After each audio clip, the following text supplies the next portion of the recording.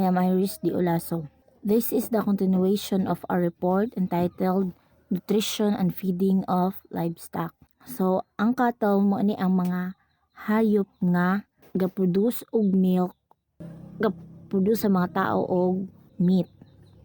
Kaya ng mga cow, kana mo na sila. So, kailangan jud og nutrients ang hayop no kay dili nindot ilang performance kung wala sila tarong nga pagkaon o nutrients. Para ang mga hayop nga trabaho, baga ginakargahan o magluyag yun na sila or di na sila kasugakod og taas nga lakaw or taas nga kuan kay kulang man sila sa nutrients labi na kung kulang sa tubig.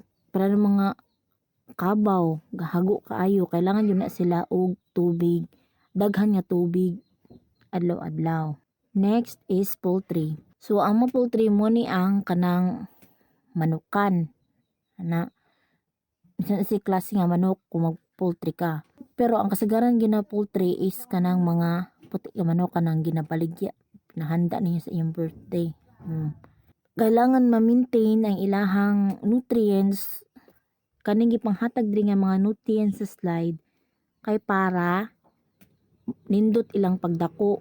Kanang dako sila ba nga dako ilang timbang og bata pa nindot na ang manok kay dili siya hasol lutuon, dali siya maluto ba og lami pud siya kaysa anang mga dagko nga manok tas tigulang na magahi ba yan na siya. Mas nindot nga quality sa manok is kanang dako siya nga bata pa. Ang pinaka-importante jud is ang tubig kay dehydrate man ang manok, kailangan biya ang tao gani kailangan magig tubig ang mga hayop ang pareha na ba aning manok munang di gyud malimtan jud og tubig ang mga. So feed composition. So ang concentrates mo ni ang kanang mga feeds bitaw kaya bitang mga liso-liso siya, mga beans para bitaw nang makita nato sa mga bahog sa manok mga feeds na sa mga manok nga na ay mga beans sagol na mga lemon na mga sunflower, di ba? Para nang pahog sa derasa. So importante na siya nga mga kuan sa hayop kay para nindot ang kuan sa hayop ang quality. Muna siya ang mga nutrients nga kailangan sa hayop. Nindot yun ang kaning concentrate no kanang mga beans kay dako siya og kaning kuan sa hayop. Dako siya og kaning matabang sa hayop, makagain og weight sa hayop, makaboost sa ilang energy para mapadayon og mas makaproduce og kwarta sa tao. No, may example sa mga concentrates. No, wheat greens, no, musyag mani, kaning wheat greens. No, makita na to sa mga feeds. Rages mo ni siya ang sa mga cattle kanang mga dayami nga mareling sa picture o dayami nga gibandol kanang nga dayami kanang grabe na siya kalaya. Classification of animal feed. Rohiges versus concentrate feed. Sa mga rohiges feeds dako siya og fiber, dako siya percentage sa fiber which is good for the animals kay makalimpyo siya sa mga digestive system sa mga animals, mas dali mag-convert ang kuan sa animals kaning food into nutrients na gina-intake. So concentrate feed. Ang kaning concentrate feeds is rich in energy siya kaning mga greens kaning beneficial kayo ning concentrate sa mga hayop ug nutrients kay nadiro vitamin supplements na gyud sa iyaha tanan ang kailangan sa hayop. Para sa mga feeds bitaw nga klase-klase nga kung kana nga feeds kana ra gyud imong gamiton ana nga edad sa ana nga stage sa birds kay di naman kibalik kung kitong gagmay imong hihatag nga pangbata mas gamay siya og nutrients, di na siya swak adto nga stage sa hayop. Dapat kung sa tong swak mo yun ihatag nimo para ma-intake sa hayop nya kanang masatisfied iyahang lawas. Kanindot jud og performance, mas dako jud kag income nga makuha. So feeding management, mas maayo jud nga naay feeding management ang mga farmers, ang mga gahayupan kanang gabuhi og mga hayop nga ga-produce og milk or mga meat. Mas nindot nga naa sila feeding management kay mas malikayan ang sobra nga pagpakaon sa hayop para ma-avoid siya ba kanang ma-maintain tawag ani tagaan na siya amount nga kailangan sa hayop gyud nga i-intake food test. So nindot pud siya kay masuplayan ang mga hayop og limpyo gyud nga pagkaon. Ang mas nindot gyud pud siya nga pamaagi kay para mas makales gyud pud ang mga farmers ug kanang mathatag ra gyud pud nila ang tama nga amount nga kailangan sa hayop, tama nga amount nga nutrients nga kailangan sa hayop.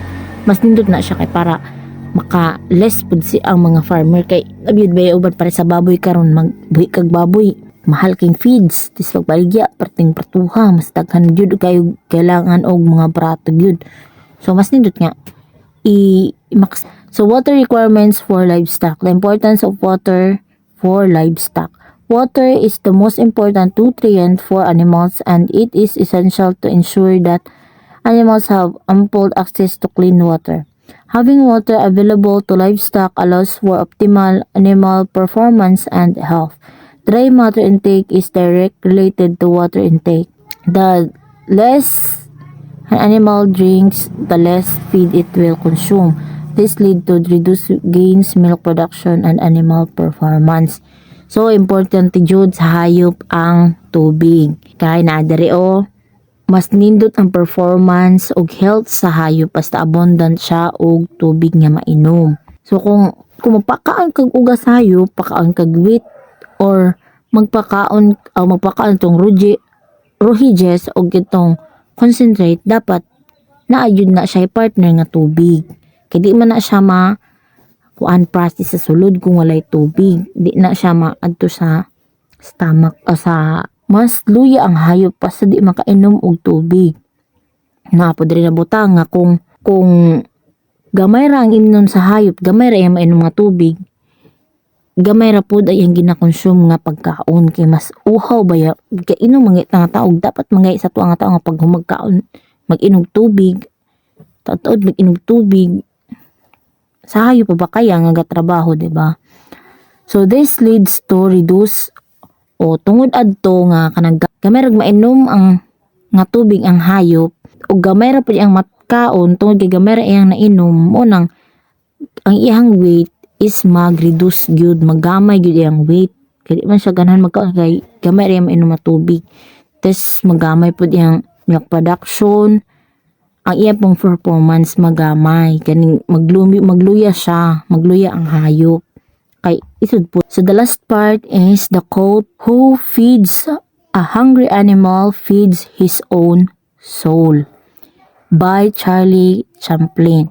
Akong magsabot diri is ang tao nagapakaon og gigutom nga hayop sama ra pod gipakaon niya ang iyahang sarili, yang gibuhi iyang sarili.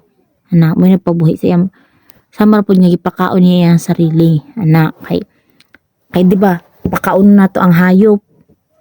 Ang hayop makaproduce og mga pwede ibaligya para yung milk, meat o nakakwarta ta. Itong kwarta palit na to bugas, makakaon ta. Kibali nag-rotate ra ba nga pakaon nato ang hayop.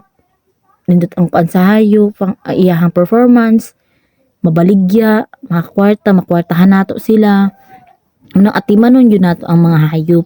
Bisan pa gani ang mahilig mga atiman na di maka-post lang yung mahayop kaya mamahal kayo mga ero ginatiman manggani kana na bahinuong mapuslan mapangwartahan og labaw sa tanan mo'y nagbuhi sa atua sa pang-adlaw-adlaw mo'y naga-provide sa pang-adlaw-adlaw nato dira tagas kuhag source of income mo dapat mas kana gyud sila to ang taga-agbili. Mas kana sila tutukan gyud nato nga atimanon gyud og maayo kay nakatabang na sila sa atua. Nang tabangan nato sila, tabangan po ta nila. Ana ra ang mga hayop.